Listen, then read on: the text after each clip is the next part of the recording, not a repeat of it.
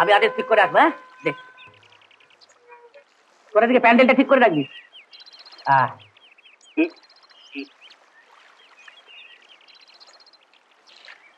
আর ভালো করে ধরবি।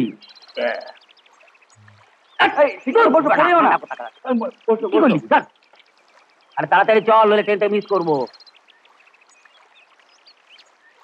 দাঁড়া, জাম্প পেস করে 4 মিনিট ধরাই। এত সকাল সকাল কোথায় চললে গৌরাঙ্গদা? আর বলিস কেন, তরুণ সঙ্গে ছেলেদের খেয়াল হয়েছে সামনের শনিবার একটা গানের ফাংশন, যাই কলকাতায় আর্টিস্ট কনসার্ট করতে হবে। এই তো সেদিন একটা গানের জলসা আবার হবে। ওরে সেটা তো ছিল মিলন সঙ্গের গানের ফাংশন, বুঝলি? তাই তো তরুণ সঙ্গের ছেলেদের জেদ চেপেছে যে মিলন সঙ্গই যদি ফাংশন করতে পারে আমরা পারবো না কেন। আর এই নিয়ে 2 ক্লাবের রেটারেছি, মাঝখান থেকে আমি বেচারা ঠেকাচ্ছি। তোমার বুঝি রেডিও গাইডের সঙ্গে খুব আলাপ আছে? ওরে আলাপ কি বলছি, তবে শোন, রেডিওর শিল্পী, রেকর্ডের শিল্পী, সিনেমার শিল্পী, মানে ঝড়তি পড়তি জুলপি কুলপি পর্যন্ত একদিন আমার সঙ্গে দেখা না করলে না কারো পেটের ভাত হজম হবে না। কেন? ওরে কেন কি রে, আমার সঙ্গে টাচ না রাখলে কারো রেকর্ডে রেডিও চান্স দেয়? যারা চান্স দেয় তাদের সঙ্গেও তোমার আলাপ আছে বুঝি? আসালি আসালি, শোন, আমি তখন বম্বে, আর আমাদের ওই অমিতাভ বচ্চন, মানে যে ওই অনুসন্ধান বায়োস্কোপে পাঠ করেছিল, আমার সঙ্গে আলাপ হয়ে গেল। ফিল্ম বড় বড় ডিরেক্টরদের সঙ্গে টাইম করে ওর টাইম এসে গেল, ফাইন হিরো বনে গেল। তোমার তো অনেক জানাশোনা আছে, আমায় একটা করে দাও না। আরে এটা এমন কি কথা গৌরাঙ্গদা, তোমাদের তরুণ সঙ্গের জলসায় আমাকে একটু গান গাইবার সুযোগ করে দেবে? কোনো লাভ নেই। কেন? আচ্ছা বুঝিয়ে বলছি। আর তুই, তোর নাম এখন মধু, এই তুই কলকাতায় একটা গানের রেকর্ড করে গায়ে ফিরে আয়, রাতারাতি হয়ে যাবি মধুসূদন। আমি তো কলকাতায় কোনোদিন যাইনি, কিছুই চিনি না। আমি চিনিয়ে দেবো, আমি লাইন করে দেবো। তবে কি জানিস, কিছু খরচ আছে। কিরকম কর, কি ভাবছিস? না কিছু না। ভেড়া ভেড়া ঘাটে গেছে, ভেড়া। আরে ওই ভেড়া ভেড়া ভেড়া ঘাটে ভেড়া। গৌরাঙ্গদা, কিছু বলবি? গৌরাঙ্গদা, আমার 2 বিঘে ধানি জমি আছে, ওটা বিক্রি করে যদি কলকাতা যাই। 2 বিঘে জমি বিক্রি করে আর ক টাকা হবে? হ্যাঁ, চেষ্টা করে খাওয়া থাকাটা ম্যানেজ করে দিতে পারি,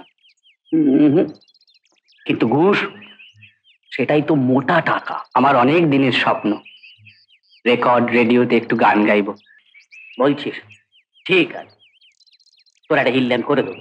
দাঁড়ায় শনিবারে ফাংশনটা মিটে যাক, তারপর তোকে আমি কলকাতায় নিয়ে যাব। কিন্তু একটা কথা, তুই যে আমার সঙ্গে কলকাতায় যাচ্ছিস গাঁয়ের কেউ যেন জানতে না পারে। আচ্ছা ঠিক।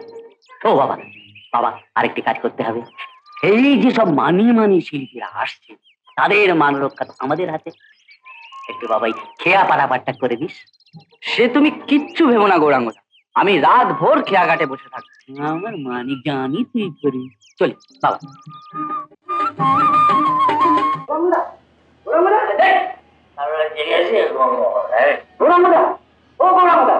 টাকা জোগাড় করেছি।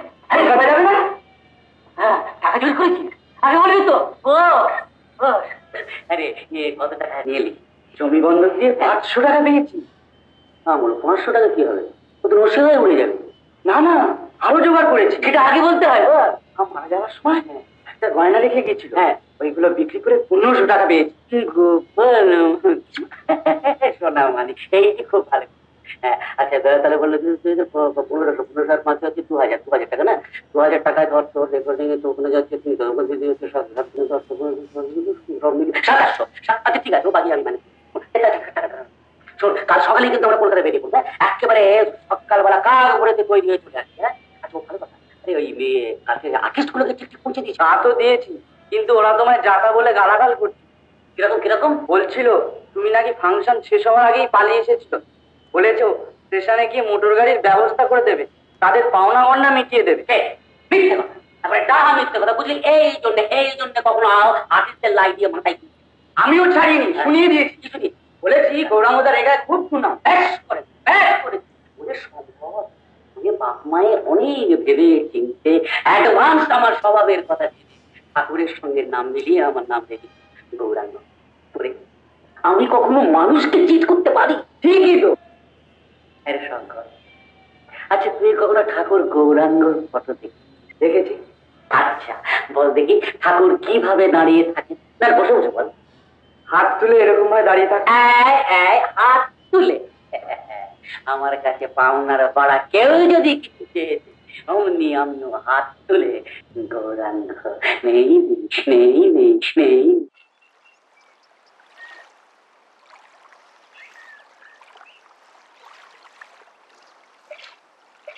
কিরে শঙ্কর,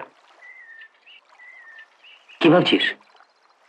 ভাবছি ছোটবেলায় বাবা মাকে হারাবার পর যা কিছু সঙ্গী সাথী, এই নদী, দাঁড় আর নৌকো, এই নৌকো দিয়ে কত পয়সা রোজগার করেছি। আর আজ আজ একে ছেড়ে স্বার্থপরের মতো চলে যাচ্ছি। জানো গৌরাঙ্গদা, এই নৌকোর ওপর আমার বড্ড মায়া। মনে হয় আমার জন্য খুব কাঁদছে। তোর পাগল, এটা কাঠের তৈরি, এর কি প্রাণ আছে?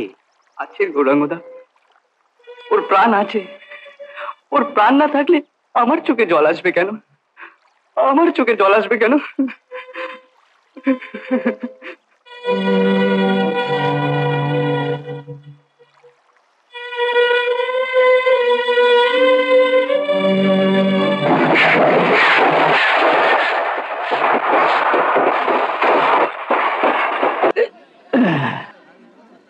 ওদিকে চল। দেখতে পান না, কানা নেই, দেখে চলবি তো কলকাতা শহর। ভাই চল। ও গোপাল, ও বাবা, ঘরে কেন? গৌরাঙ্গদা, কি গো? কলকাতার স্টেশনটা কি বড় না? এই দেখে এরপরে যখন দোতলা বাসের উপর চাপবি তখন তো চোখ একেবারে তো বেরিয়ে যাবে। দোতলা বাসে চড়তে কেমন লাগে? ঠিক কিরকম লাগে জানি, মনে হয় নিজে বাড়ির দোতলার বারান্দার সোফাতে হেলান দিয়ে বসে আছে, আর বাড়িটা যেন অর্জুনের পুষ্পক রথের মতো ভেসে ভেসে চলেছে। কি আরাম। চল তোকে চাপ দেখে চল।